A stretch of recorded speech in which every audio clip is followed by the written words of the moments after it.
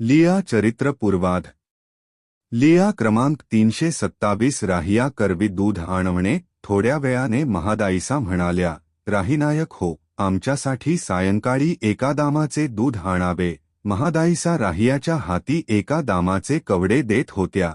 ते घेत नव्हते. ते म्हणाले, दूध आमचे बाकीचे तुमचे. तर महादाईसा म्हणाल्या, असे नाही, मी मिश्रक्रिया करीत नाही. सर्वज्ञ राहियाला म्हणाले, असे का करता? आता या म्हणतात ते करा की, मग तुमचे काही कोठे गेले आहे काय? नंतर घेऊ की? हो का? मग महादाईसाच्या कवड्याचे दूध आणले, आपले ते वेगळे आणले.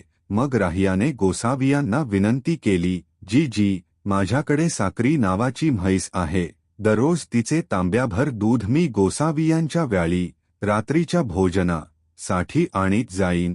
गोसावियांनी मान्य केले. मग राहियाला निरोप दिला. रात्री महादाईसांनी उपहार शिजवला. मग रात्रीचा पूजावसर झाला. व्याळी झाली. भट महादाईसा पगंतीला जेवले.